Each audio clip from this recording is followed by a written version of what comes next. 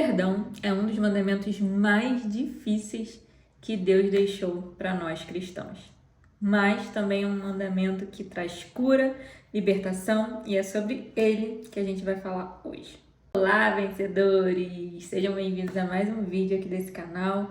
Bora falar sobre perdão? Bom, eu tô aqui, gente, mais uma vez para expor uma situação minha, para deixar o Espírito Santo me usar e para que você seja edificado, para que o Senhor fale com você e para que hoje você se sinta impulsionado a perdoar alguém que talvez tenha te machucado, tenha te ferido. E hoje o Senhor está falando com você, para você deixar tudo isso para lá. E para a gente começar, eu quero ler essa palavra que está em Mateus 6, versículo 14.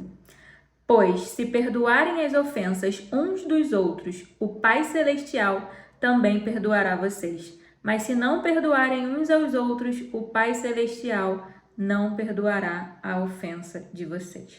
Uma vez eu ouvi uma pastora falando assim: você vai deixar uma pessoa aqui na terra roubar a sua eternidade lá no céu? E isso ficou muito gravado na minha cabeça, porque às vezes por uma questão boba, por uma picuinha, a gente guarda uma raiva, uma amargura de outra pessoa. Só que às vezes são por questões sérias, questões que aos nossos olhos parecem injustiça. Você pode falar: nossa, você não sabe o que fulano fez comigo. Realmente eu não sei, mas o perdão ele não é sobre o outro, ele é sobre nós. Porque Deus já depositou o amor e o perdão em mim e em você, para que a gente agora pudesse passar isso para outra pessoa. Então eu quero compartilhar aqui com você uma história onde eu precisei perdoar e foi um processo muito difícil para mim, mas hoje eu creio que o Senhor me curou. Muitos de vocês que me acompanham aqui na internet sabem, né, que eu faço tratamento oncológico. No momento eu estou fazendo tratamento paliativo, né, que é aquele que pela medicina não há mais possibilidade de cura, mas quem sabe da minha vida é o Senhor e a última palavra é dele. Bom, estou contextualizando para dizer que eu vi esse câncer em 2021 e quando foi 2022, meu pai faleceu. E foi um momento muito difícil na minha vida, muito mais difícil do que o próprio diagnóstico de câncer. E quando meu pai faleceu, aconteceram algumas coisas no meio disso, né? Meu pai, ele era casado com a minha mãe, só que o meu pai, ele sempre foi um homem assim, vamos dizer, meio namorador, né? Quando ele faleceu, ele estava namorando uma menina mais nova do que eu, bonita, saudável, tem sua profissão. Quando meu pai faleceu, eu estava internada. Eu tinha acabado de fazer uma cirurgia, então eu estava impossibilitada de sair, de resolver qualquer coisa, não estava conseguindo nem andar. Meu pai faleceu nesse momento.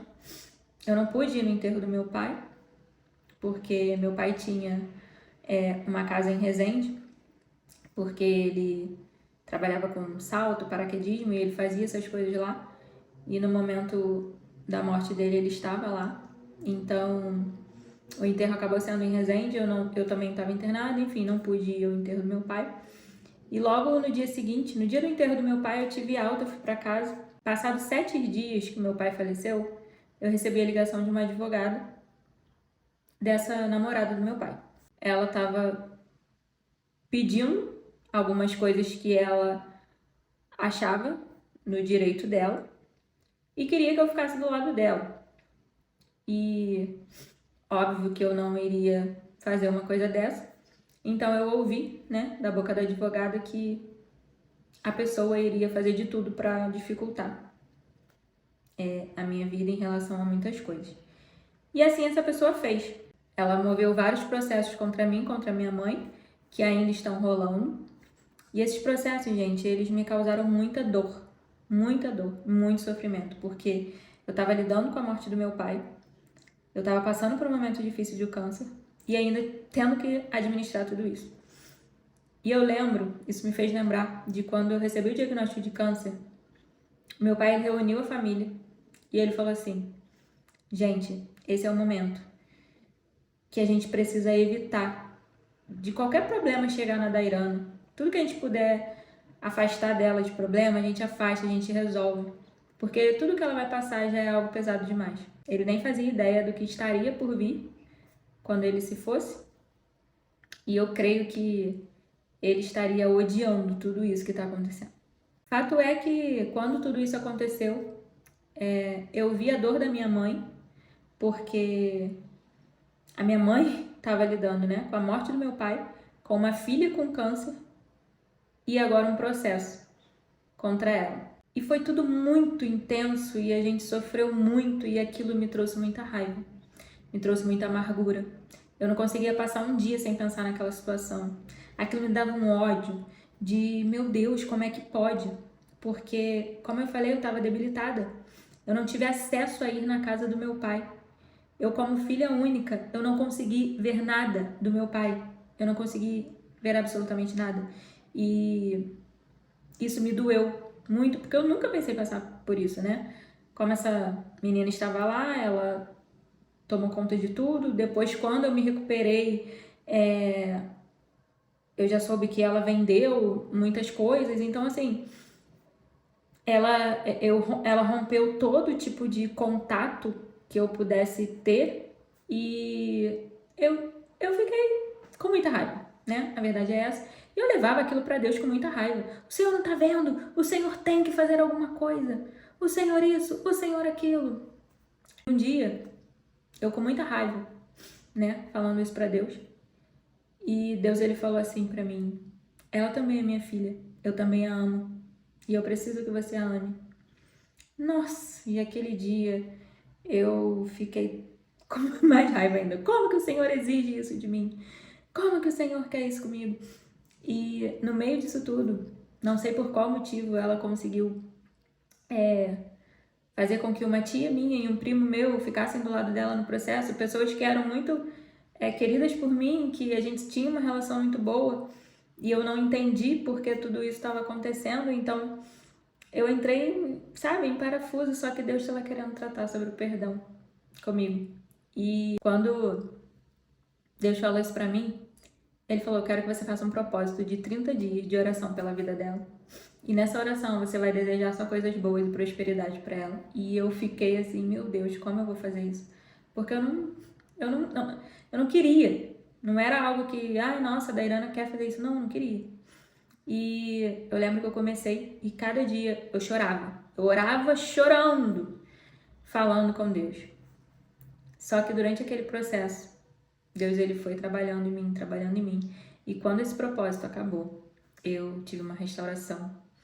Eu fiquei curada, eu fiquei leve, eu fiquei livre. E hoje eu consigo estar aqui fazendo esse vídeo sem nenhum tipo de dor por essa situação. A situação ainda está acontecendo, não acabou. Mas Deus, ele me libertou. Ele me curou. E hoje tudo que eu desejo para essa pessoa, do fundo do meu coração, são coisas boas.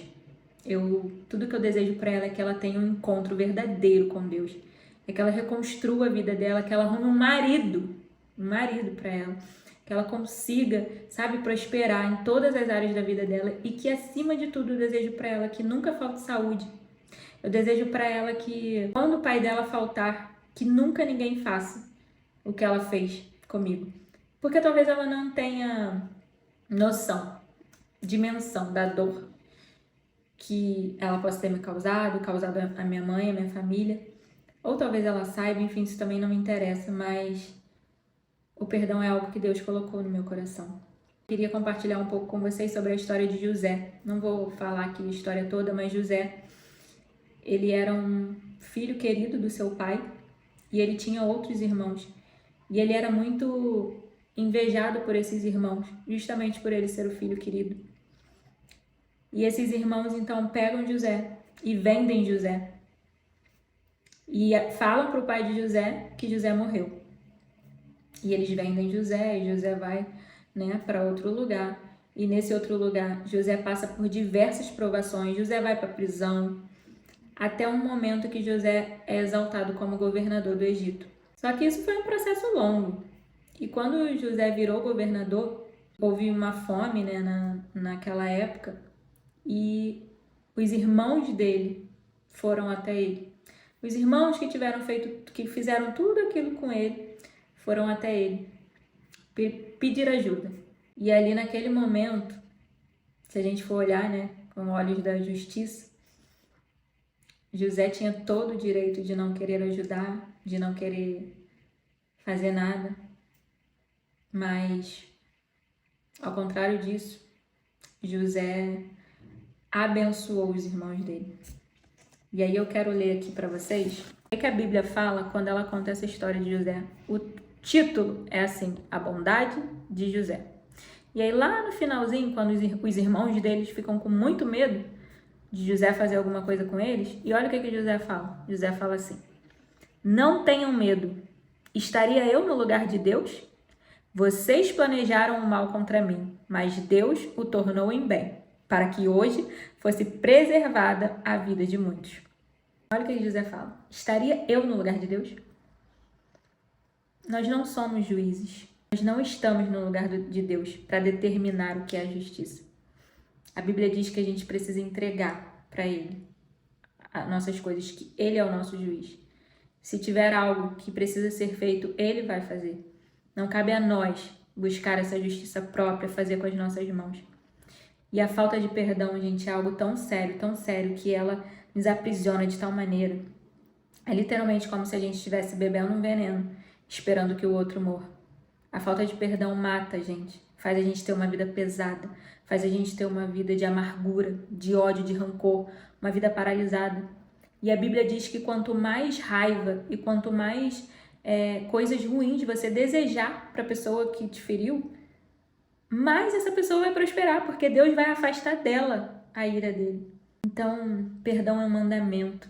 É um mandamento que a gente precisa fazer. Ah, é fácil? Foi fácil para mim? Não.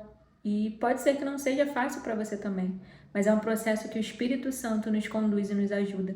Então eu quero te incentivar hoje, se você precisa pedir perdão, se você precisa perdoar, sabe?